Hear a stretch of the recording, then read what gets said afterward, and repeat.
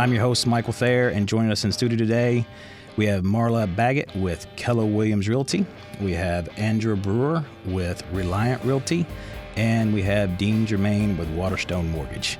Today's show is really going to go into the nuts and bolts of being pre-approved and why you need to be pre-approved. And a lot of people think, back in the day, get your credit pulled and fill out some information on the application, you're done. And it's not that way anymore. I mean, now you get clients in the past that haven't been through the process in the last 3, 4, 5 years. They're like, why do you need my pay stubs? Yeah. They're like, I got a job and a driver's license. Isn't that all you need? Yeah. It's like, well, I didn't provide this the last time. It was like, well, the last time was before the financial collapse and everything else in the market, you know?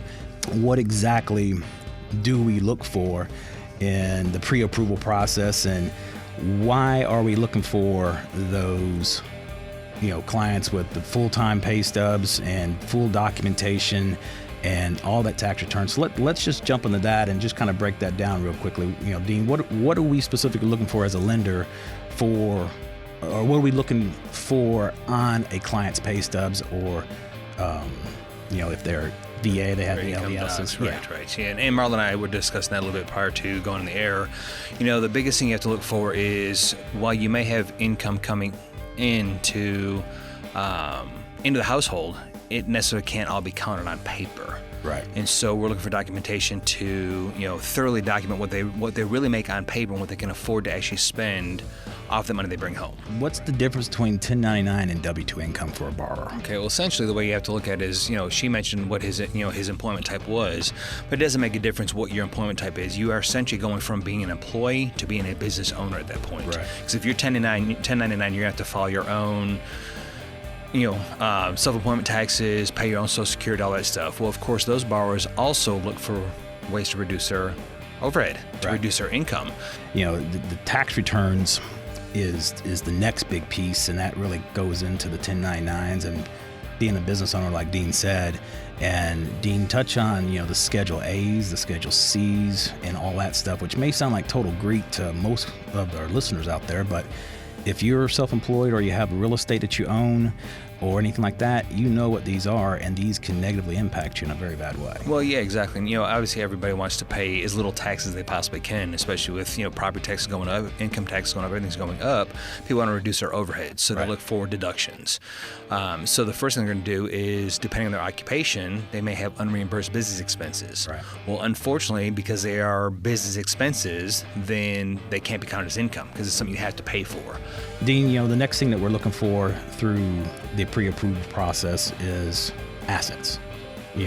If we're putting down payment, some loans don't require a down payment, some loans do.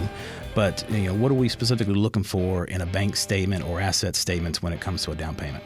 Well, we're basically looking to source the money. We want to know that it's your funds. We get a lot of people, a lot of times in the past, people got gifts, they got coercion, quote, I'll put quotes since we're on the radio, quote, I'll give you the money for this. Well, we can do that on certain programs, but it has to be actually documented as a gift. We have to know where that money came from. Right. We're looking for NSFs, so if people aren't managing their money well, then obviously as a lender, and as a mortgage person loaning you tens of hundreds of thousands of dollars, we're concerned if the money's going to be there at the end of the month. So how well you managing your money? So NSFs don't go over, and for the listeners, not sufficient funds, overdrafts. So if you're bouncing checks and you say, well, I'll get to that next week, well, that doesn't look good for underwriting because the get to it next week doesn't look good. Now define source. What do we mean by sourcing? Exactly. The origination of the money. So, if it's source, you have a direct deposit that shows your job and it shows that, your paycheck going in every week. That's great. If we see just cash deposits,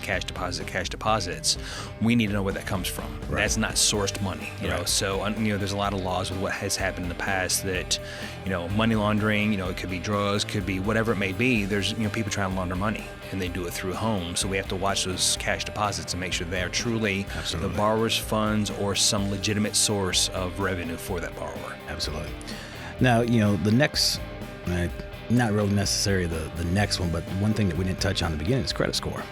Mm-hmm. For us, I know in the past it used to be, the first thing you look at is somebody's credit, which is still the case today. And a lot of misconceptions are out there as far as what do you need as far as a credit score to get pre-approved for a home?